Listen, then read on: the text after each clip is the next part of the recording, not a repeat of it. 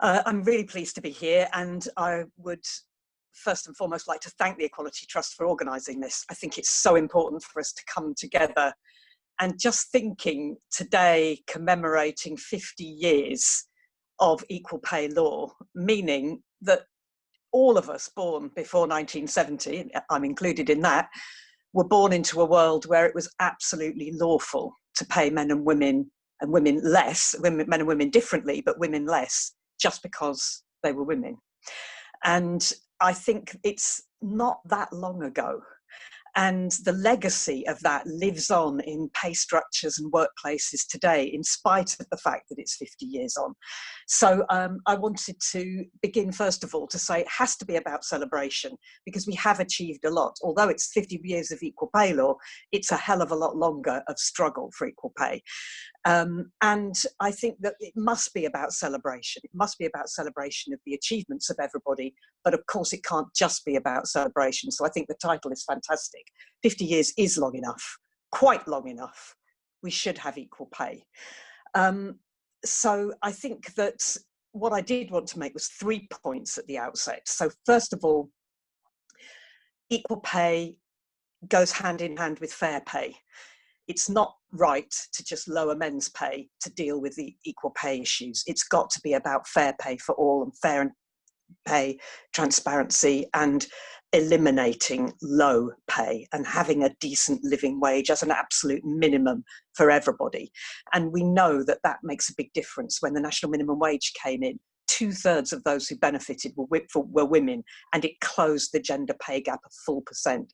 And similarly, when the national living wage, part of the national minimum wage, came in, it did the same.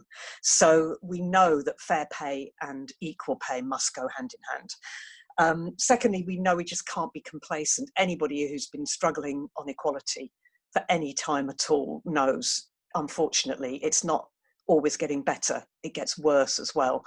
And we can go backwards, and we can't be complacent.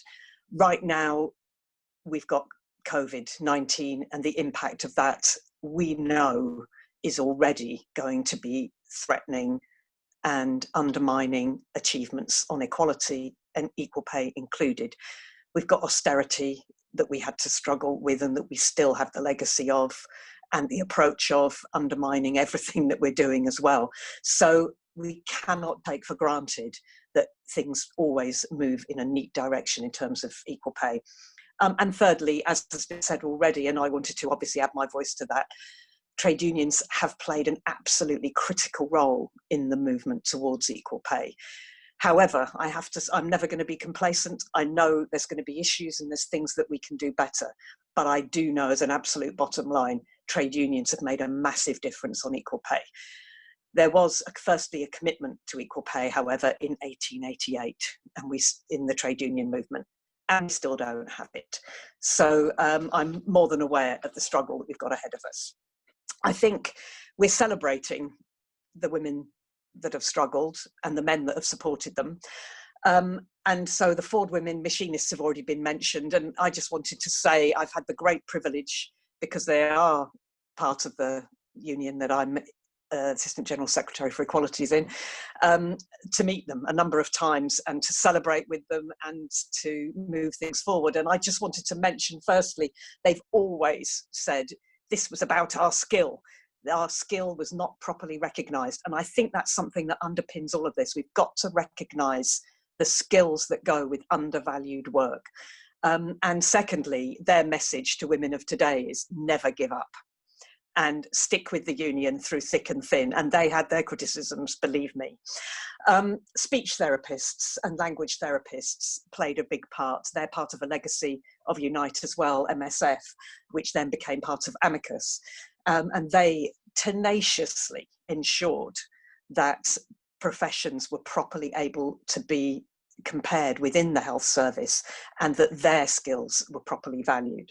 Freeman's catalogues, there was a struggle there, which again was part of the T&G of, they tried to say they put a man in the role and that meant it was fine. The fact that most of those that were underpaid were women was they said it's not a problem because we put a man working in there now, so just compare yourselves with him. That was found to be unacceptable under equal pay law. And I was part of the struggle with the Vauxhall women who followed the Ford women as part of our car industry campaign. And that struggle taught me so much. We learned there that as well as the grades that they had for skilled, semi-skilled and unskilled, they had a W grade. And it was a very enlightening moment in the tribunal where the former HR director said that W had nothing to do with women. However, there were no women on any of the other grades and only women on the W grade. It was very clear what had been going on there.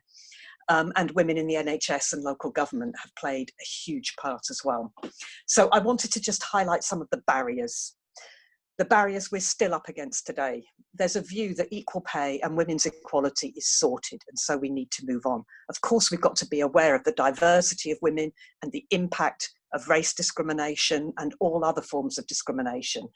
But it's really important that we don't underestimate the importance of dealing with equal pay. It's of course cheaper to undervalue and underpay women workers.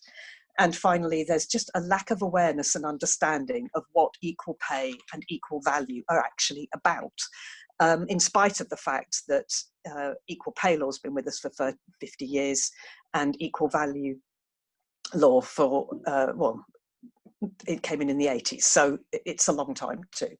So no equal pay problem in my workplace. It was one of the most common things that I came across. And so people said no women work there, men and women doing the same job get paid the same, most women are on the lowest grades, most men are graded higher, most part-time workers are women, and take-home pay is generally higher for men, even if the basic hourly rate's the same. So the three options for the employer: to ignore it, to hope no one raises it, get involved in equal pay legal cases, or carry out an equal pay audit. And that's what we think is needed. The time for just measuring the gender pay gap, important though it is in the current legislation, is just not enough. We have to close it. So my final message is we've got to tackle complacency and raise awareness.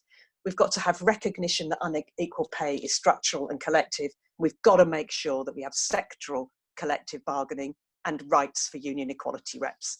That could make a huge difference. Thank you so much, and I'm looking forward to the discussion.